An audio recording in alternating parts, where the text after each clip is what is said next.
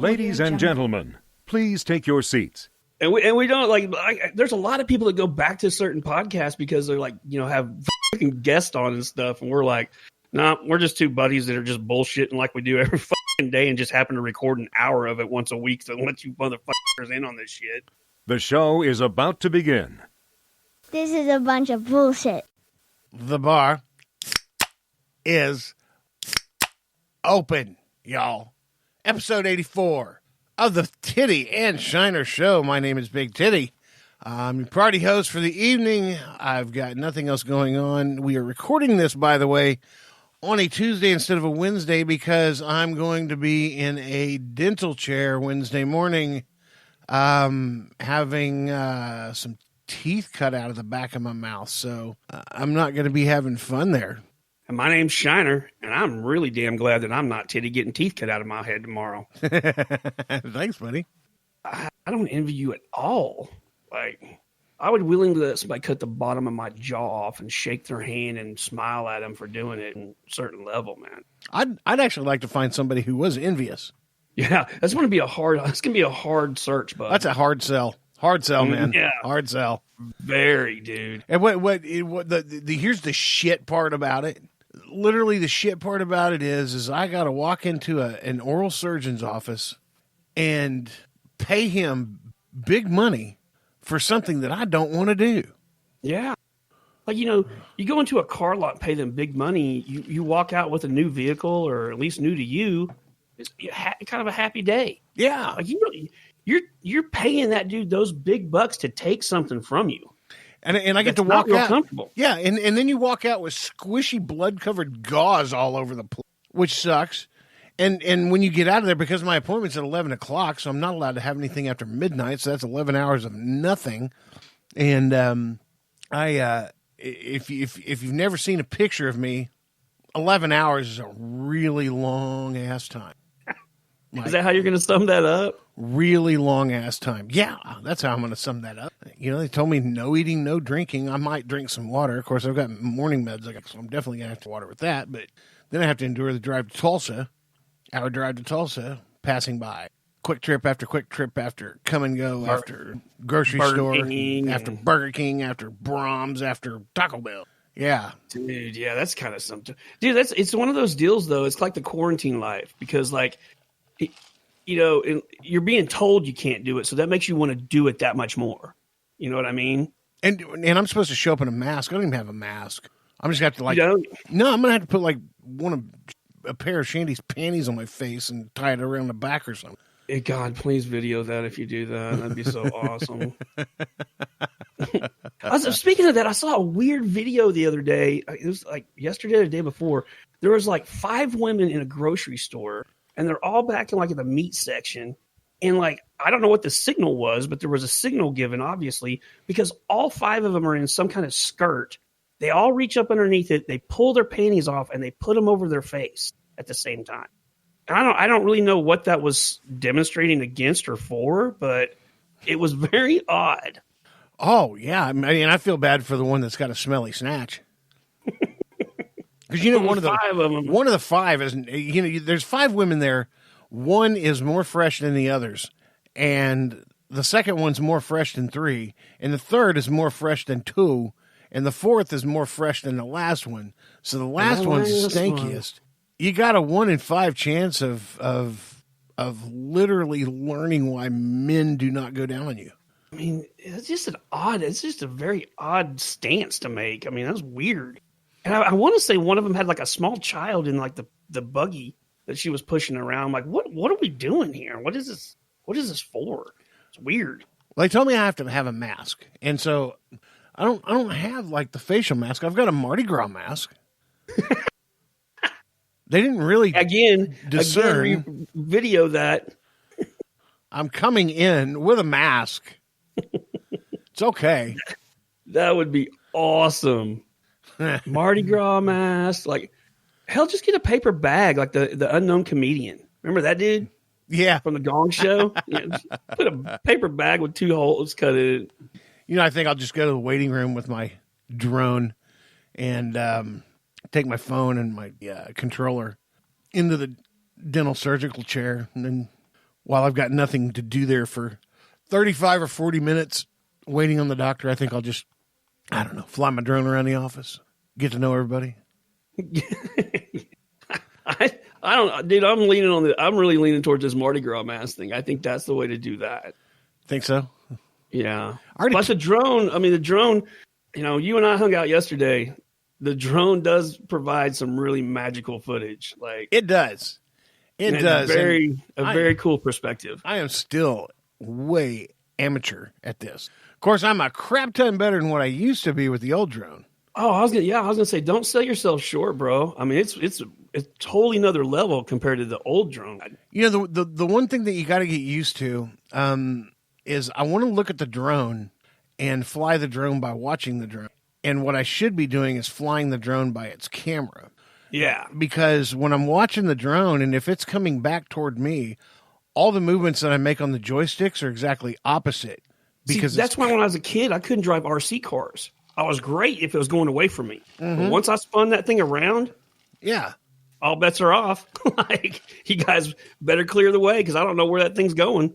But if you use the camera and fly it, the joysticks are always correct. Yeah, you have like POV going on. So, but the bad part about that is there may be obstructions out there that you don't see in that camera at the time, and you know, I don't want to crash a drone that's worth $5,000.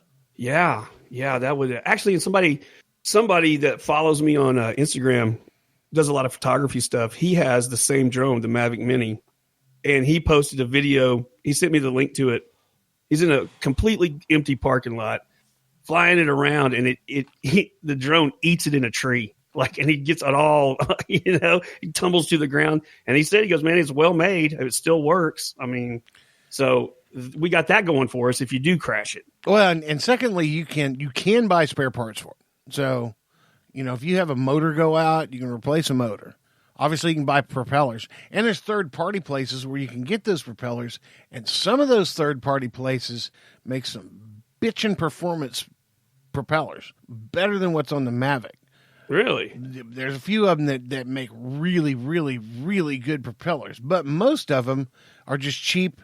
They're trying to copy the same angle and all that of the propellers of what they're setting down, and they don't really do much. But there's one company out there that's actually has propellers that have the little, I don't know how to explain it, kind of like if you go take a ride on 737 and it's got that wingtip that flips up.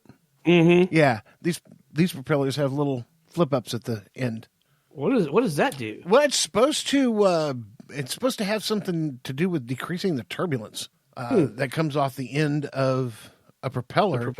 The blade. Yeah, that can cause some drag issues. Man, I mean, I'm stoked because, you know, we have a freelance job at the end of the week that we're going to be able to put this thing to use and introduce some video into that project. So I'm stoked, man. I think this is going to be whole next level kind of stuff. Me too, because you know the shots. If you got to get a shot where a normal camera really, honestly, wouldn't go.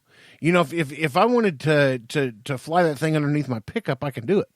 Now the problem is, no, I really can't, because I'd have to take that auto height thing off. Yeah, because it has a sensor that looks down, but nothing that looks to the sides or the front or the back.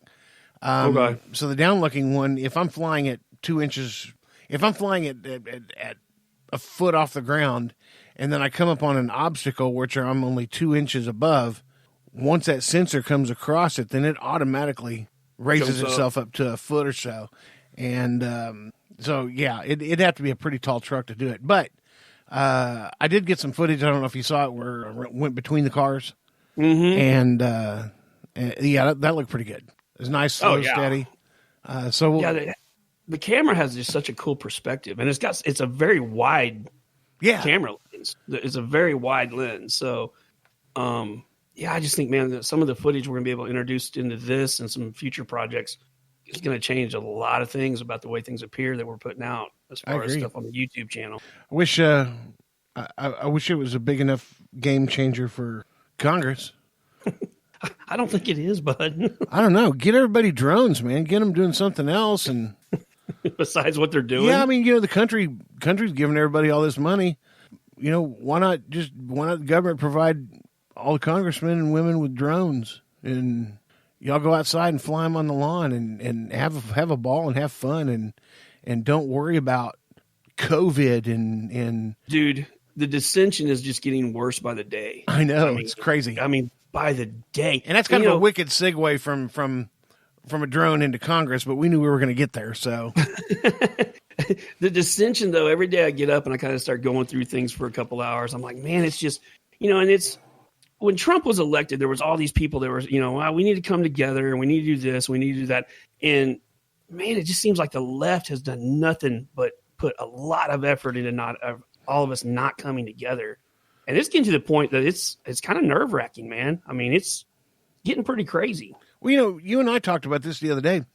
Obama, as much as we didn't like him, was our president. Yeah. But Trump is not a lot of people's president. I don't get that. Here's another thing. You got, and this is just a respect thing. Had Obama wanted to hold a Democratic national convention in Oklahoma City, even though this is a very red state, there would be a few people bitch about it, but I think it would probably go over. They could do it. Yeah. Mm-hmm. Well, I'd say you're right. But under Trump, they're going to have the Republican National Convention in North Carolina, and the governor basically doesn't want him there. Of course, he's Democrat. Go figure. So Georgia's offered to, hey, you guys, you come up here to the Mercedes-Benz Dome, and you can Republican National Congress your ass off here. Well, we talked about this before. Like, why do governors think they have the right or the power to tell the president of the United States he's not welcome in their state? That's like a renter telling the landlord he can't come in his home. Yeah. Like, no, he owns it. Like, he can come in there. I mean, he may have to give you some notice, but he can come in there. He owns it. Yeah. Like, why do these governors think that? Well, did you see that, California, they're still on lockdown because the infinite wisdom of their governor.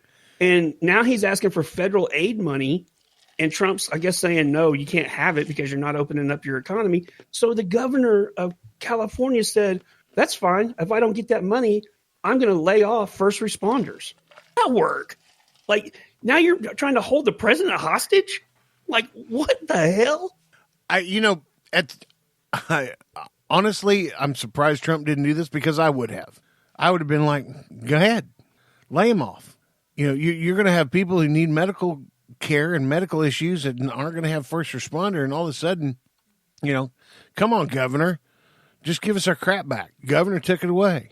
What if he's Democrat and he took it away, and people have enough crap about it and put up with enough crap about it to where they don't want to put up with it anymore? That could work both ways too. Boy, are they trying to keep Biden's mouth closed? Oh yeah, yeah. He's firing off just idiot remark after idiot remark. Well, wait, before we get on Biden, though, here's the deal with Newsom in California. Because the people of California have had enough. So they're starting to organize and do their own thing and get out in public and have these gatherings.